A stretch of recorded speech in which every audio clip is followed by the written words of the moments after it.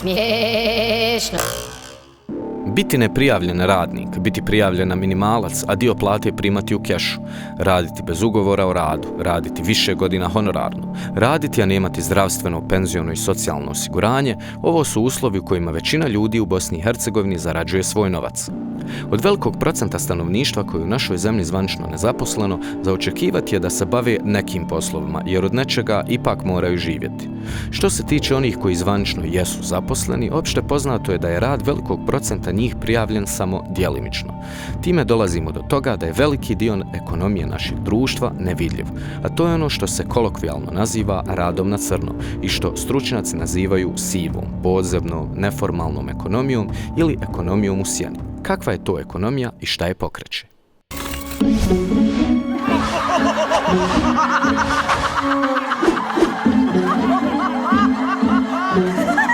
Smiješno.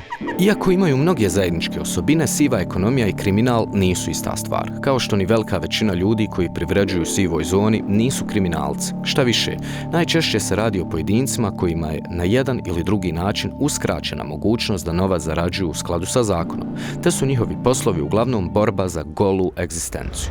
Osnovni razlozi nastanka sive ekonomije u Bosni i Hercegovini su generalno povećanje, odnosno visoke stope poreza i administrativne barijere za pokretanje biznisa i za obavljanje poslovanja. Najbolja ponuđena definicija sive ekonomije je sljedeća. To je ekonomska aktivnost sakrivena od države, što pokriva širok spektar poslova, frizerku prijavljenu na minimalnu platu, prodavače duhana na pijaci, kafić koji ne izdaje fiskalni račun, prodavnicu takozvane fuš odjeće i tako dalje. Svima im je zajedničko da poslujući ispod radara države ne plaćaju poreze i doprinose. No da li iza ove prevare stoji isključivo nemoral i nepoštenje ili su posrijedi i drugi mnogo složeniji razlozi? Prema podacima, skoro trećinu BDP-a u zemljama regiona Zapadni Balkan čini ekonomija koja se odvija u sjeni. U Hrvatskoj 27,1% i oko 30% u Srbiji, Crnoj Gori i Bosni i Hercegovini. Usporedbe radi, neformalna ekonomija u zemljama Evropske unije učestvuje u BDP-u sa 17,9%. Najčešće djelatnosti u kojima se posluje neformalno su veleprodaja, maloprodajna trgovina i građevina, a roba koja se najčešće prodaje na nelegalnom tržištu je duhan. Zbog visokih akciza, udio poreza u maloprodajnoj cijeni kutije cigara je viši od 90%. Od 5 ili 6 maraka koliko ona može koštati, najveći procenat zarade ide državi, a pošto prosječnom potrošaču vremenom postaje preskupa, on se odlučuje da svoju želju za duhanom zadovolji na obližnjoj pijaci, gdje kutija duhana košta 2,5 do 3 marke. Kada određen broj pušača odluči duhan kupovati na pijaci, a ne u prodavnici, tada i visoke akcize postaju kontraproduktivne, jer se prihod od poreza počne smanjivati shodno ekonomskom konceptu po imenu Lafferova krivulja, ili narodnim rječnikom rečeno, magarac kojeg tučeš će biti brži, ali sve dok ga ne ubiješ. A kada umre, putovanje prestaje. Na neki način za sve ekonomije koje se odvijaju pod stegom loše porezne politike bi se moglo reći da jašu premlačenog magarca. Jedan od zaključaka istraživanja sprovedenog od strane Bosansko-hercegovačkog think tanka Centra za politike i upravljanje glasi da su više stope oporezivanja rada su jedan od glavnih pokretača djelimično i potpuno neprijavljenog rada. Bosna i Hercegovina u odnosu na susjedne zemlje ima najvišu stopu oporezivanja rada, koja u Federaciji Bosne i Hercegovine doseže čak 41,5% bruto plate. Na neto platu koju isplaćuje radniku, poslodavac je dužan uplatiti oko 72% te plate na ime poreza i doprinosa. Dakle, na svaku marku koju isplati svome radniku, njegovi su troškovi marku i 72 feninga. Komparativno gledano, troškovi su mu veći nego poslodavcima u Danskoj, u Luksemburgu i gotovo jednaki kao u Finskoj, što su zemlje među ekonomski najbogatijima u razvijenom svijetu. Pozdravljam sve prisutne, predstavnike medija, predstavnike institucija. Dobrodošli u združenu preskonferenciju Ministarstva sigurnosti i Uprave za indirektno oporezivanje. Dakle, kao što već možete pretpostaviti, povod ove združene preskonferencije je trenutna loša sigurnosna situacija, migrantska kriza i sve što proističe iz toga, a to jeste i porast ilegalnih nelegalne prodaje i jačanje sive ekonomije u našoj državi. Ali da ne duljim, sa nama su Arnel Harač i Himzo Ćalija, pa ćemo evo prvo dati riječ... Hilmo, izvinjavam se. Pa ćemo prvo dati riječ gospodinu Ćaliji da nam objasni šta je zapravo problem i postoji li kakvo rješenje. Evo, pozdravljam sve prisutne, hvala na pozivu. Situacija alarmantna, sigurnosna situacija u cijeloj BiH je, što se kaže, vrlo složena. Trenutno imamo duž granica BiH, cijele BiH, preko 12,5 miliona migranata koji šetaju s nekim ruksacima na ramenima. Mi ne znamo kojim se poslovima oni bave, šta rade, od kojih su i kuća, kojim je babo, kojim je majka, gdje su im djeca, žena tu nema.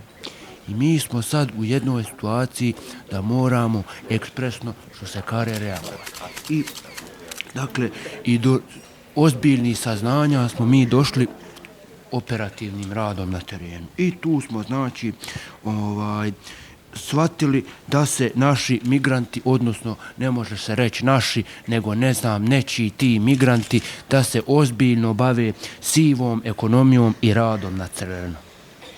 Dakle, ali mi smo u saradnji, ova moja organizacija, mi smo u saradnji, dakle, sa upravom. Mislite ministarstvo? Ja, to je moja organizacija. U suradnji sa ministarstvom za indirektno oporezivanje. Mislite upravo? Ja. Došli smo mi do spasonosnog rješenja, dakle, donijeli smo nekoliko aktova i više desetina podaktova, koje smo nazvali jednim udarcom dvije muhe. Ali gospodin Harač bi sigurno mogao više o tome nešto da kare, pa da nastavimo. Pa dobro, prepustit ćemo riječ gospodinu Haraču iz Uprave za indirektno oporezivanje. Gospodine Harač, koje je rješenje i šta je zapravo suštinski problem s perspektive Uprave za indirektno oporezivanje?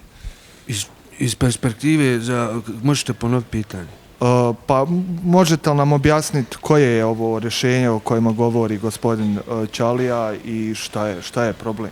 Pa, evo ovako, čast mi je i zadovoljstvo prvo što ste upriličili ovu jednu ovakvu preskonferenciju gdje mi imamo mogućnost da predstavimo ovaj projekat o kojem je moj kolega iz ministarstva upravo govorio. Izvinjavam se. Zapravo, mi implementiramo jedan projekat uz pomoć stranih grantova, to jest jednog granta koji se zove Mi grant. Konačno su, dakle, dvije državne institucije, a na čelu jedne od njih se ja nalazim, uzele svrsi za shodno da riješe jedan od gorućih problema u ovoj državi. I onda smo rekli, zašto bi riješili samo jedan, daj da riješimo dva problema odjednom. To je ovo što je moj kolega upravo malo prije vam i govorio o tome. Dakle, mi smo shvatili da se zajednički trebamo voditi jednom matricom koja, evo ja ću vam u stvari to i predstaviti ovdje ovako iza leđa. Dakle, jednom matricom U, D, U, S, P, R. Ustat, doć, uzet, sjest, pa reći. Znači, mi smo shvatili zajedničkim snagama da trebamo ustat, doć, uzet, sjest, pa reći kako da riješimo problem o kojem je govorio i moj kolega Ćalija iz Ministarstva sigurnosti, ali i ja ispred Uprave za indirektno oporezivanje. Dakle, imamo jedan problem gdje NN lica se kreću našom državom, našim gradovima, trgovima, našim livadama, pašnjacima, se kreću u selima, po pijacama hodaju, znači teferiće nam uzrupiraju, ljudi se žale na sve strane. Treba te ljude, to ću prepustiti kolegama, neću ja o tome dalje da pričam. Ono što nas iz Uprave za indirektno oporezivanje najviše interesuje, a tu smo zapravo najviše sarađivali s kolegama iz ministarstva, je činjenica da ta lica se bave kriminalnim radnjama, dakle sivom ekonomijom, prodaju razne vrste artikala široke potrošnje bez ikakvih fiskalnih računa, ikakvih tragova da su se te trgovine i dogodile. Tu mi smatramo da trebamo ustat, doći, uzeti, sjest pa reći dosta. Mi trebamo taj problem da riješimo zajednički. I ovaj projekat o kojem vam sad govorimo, koji se zove zapravo jednim udarcem dvije muhe, rješava upravo taj problem.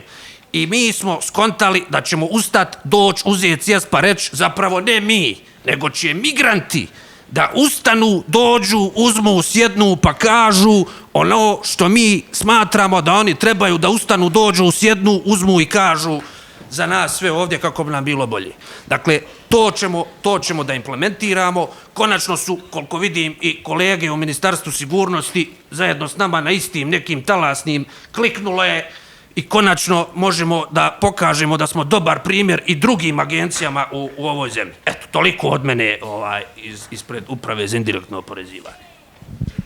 Hvala, to bi bilo to za ovu preskonferenciju. Ako ima neki pitanja, nemojte ih postavljati. Smiješno šta nam radi. Pošto se takozvani javni sektor finansira od prihoda koje ostvaruje takozvani realni sektor, sva ta glomazna administracija na opštinskom, kantonalnom, federalnom nivou dolazi na naplatu kome? Produktivnom sektoru društva, dakle radnicima i poslodavcima. Neki od njih vole prevariti državu, ali mnogi među njima ne mogu izdržati poreska opterećenja, jer im biznis u takvim uslovima ne može biti samoodrživ. Visoke poreske stope na rad i prihod, koliko i višak propisa pri pokretanju biznisa i u poslovanju, gura ih u sivu zonu privrede. Percepcija visokog oporezivanja na tržištu rada daje dva efekta. Prvi efekt je na strani poslodavca, drugi efekt je na strani radnika. Poslodavcu, u stvari, visoko oporezivanje čini poslovanje, odnosno zapošljavanje skupim i nerentabilnim, a s druge strane radniku percepcija visokog oporezivanja daje signal da njemu ostaje manje da ponese kući, odnosno da ima dovoljno novca za neki normalan život.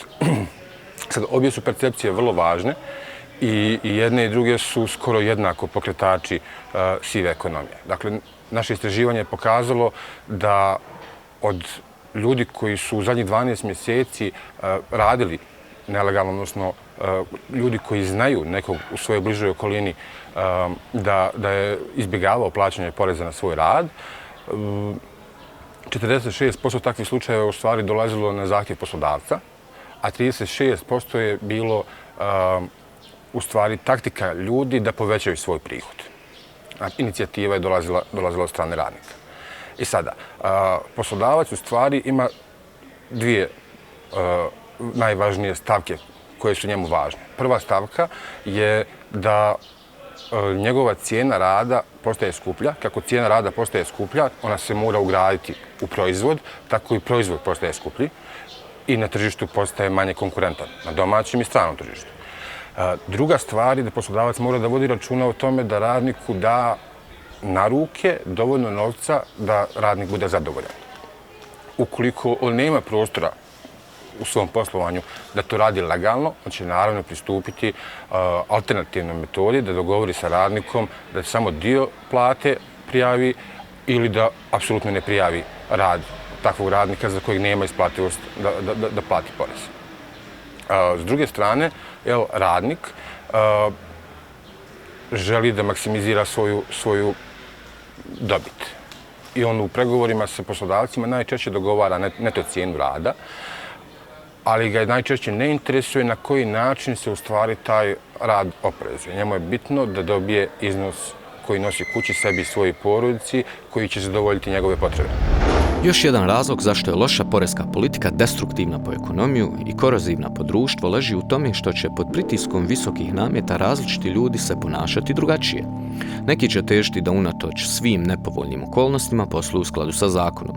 Drugi će zakon poštovati djelomično, zaobilaziti ga gdje im se ukaže prilika. A treći će opet voditi svoje biznise kao da nikakav zakon i ne postoji, čime sama tržišna utakmica postaje nepravedna i fatalno obeshrabrujuća, naročito za one koji igraju po pravilima.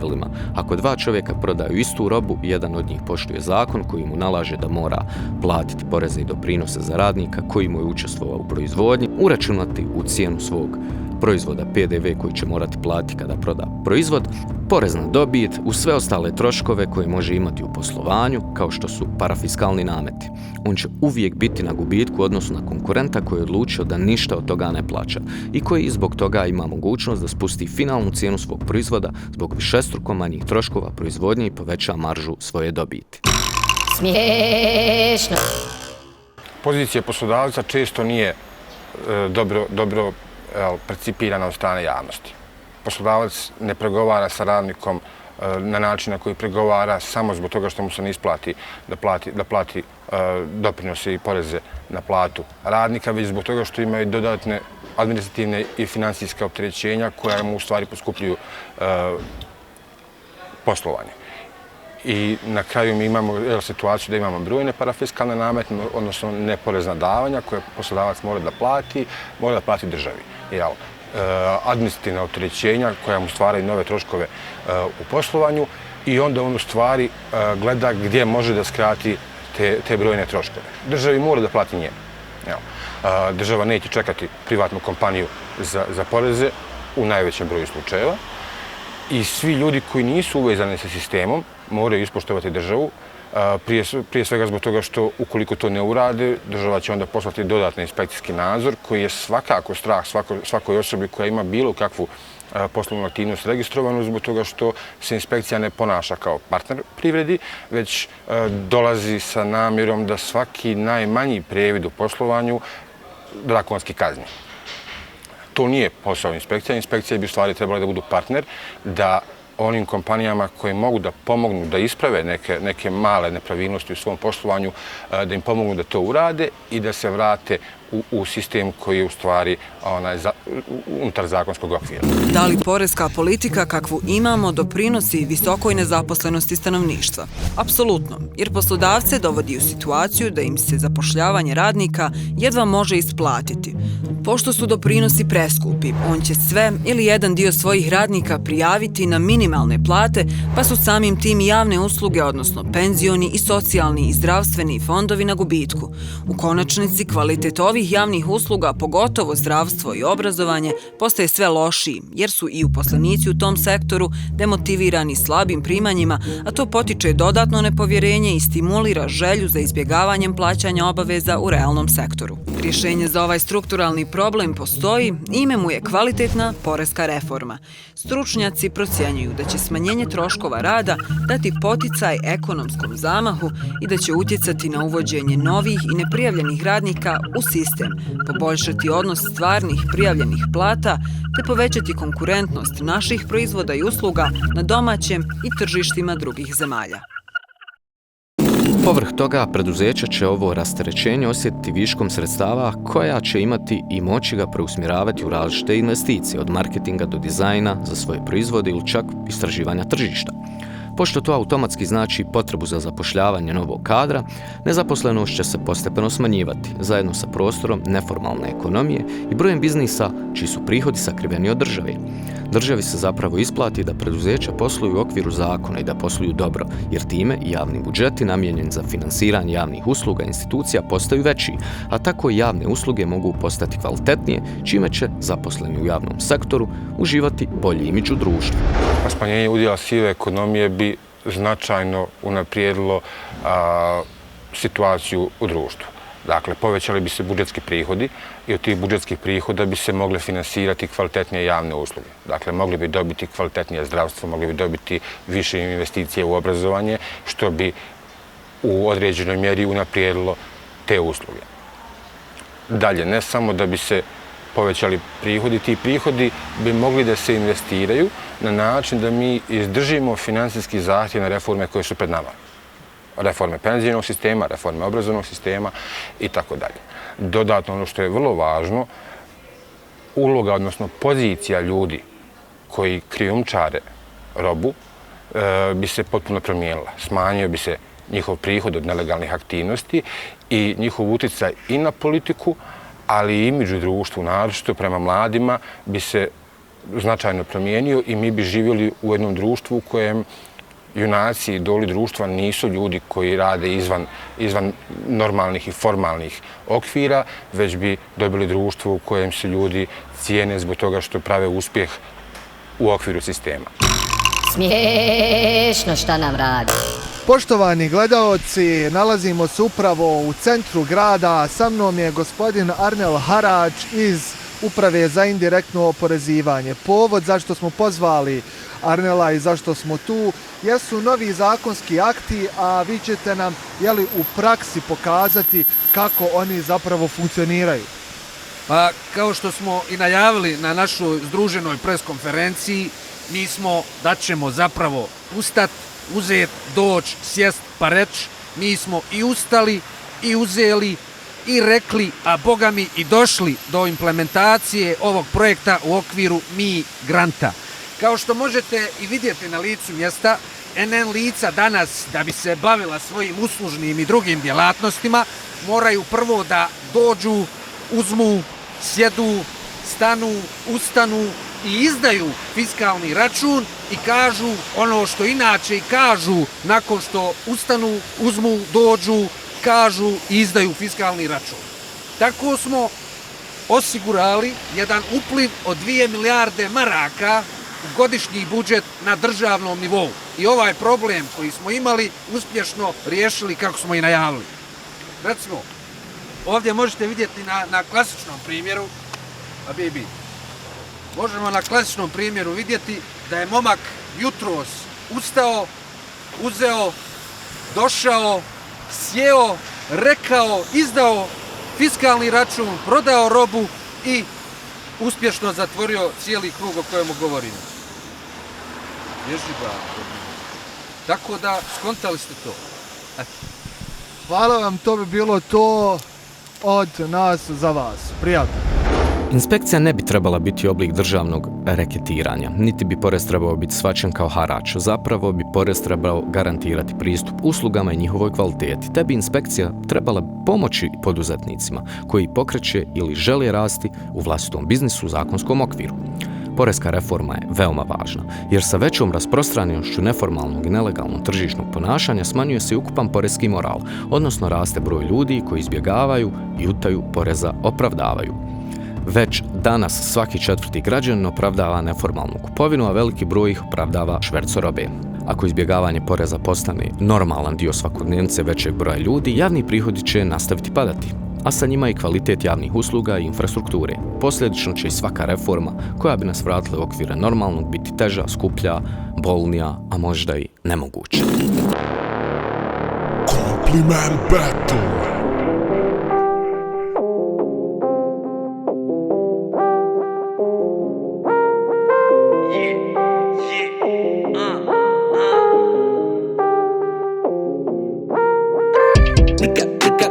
Nikad izdo račun nisi. Ipak ilegalac ti si. Država je taka, ona je urnisana. Ispod pulta roba niđe nije upisana. Tamo, vamo, dole, gore, pa ga zadaš na 5 strana. Moja radnja zbog poreza nije moja radnja. Dok se plati radnik još toliko doprinosa. Država mi pola uzme vako koza nostra. Nisi imao istaknuti natpis iznad nosa. Zato prošle hefte neki ostaše bez posla. Ilegalno, legalno, sve bare, a tebe libo tuki na ruke daješ pare. I svako gleda gdje će upast. Sistem takav, od njega je sevap ukrast. I svako bi da se snađe lako. Sistem takav, najbolje je prošlo ko se nakro. I svako gleda gdje će upast. Sistem takav, od njega je sevap ukrast. I svako bi da se snađe lako. Sistem takav, najbolje je prošlo ko se nakro. Od jedne marke baš je teško pravi dvije. Od inspekcije zato moram da se krijem. A kada dođu noževima tjeram bijem. Zato će sam gost kantonalne policije. A ti se ne sekiraš, ti radiš legalno. I svaka čast na tome, divim ti se realno. Računao sam kako bih ja prošao nedavno. Niđe me ne bi bilo, propao bi momentalno. Furam inkognito, zapečačena radnja. Da plaćam porez, propao bi ko hidrogradnja. A ti si pravi gazda, u restoranu vazda. Odijelo i kravata, voza se nova Mazda. I svako gleda gdje će upast. Sistem takav, od njega je sevap ukrast i svako bi da se snađe lako. Sistem takav, najbolje je prošao ko se nakro i svako gleda gdje će upast. Sistem takav, od njega je sevap ukrast i svako bi da se snađe lako. Sistem takav, najbolje je prošao ko se nakro.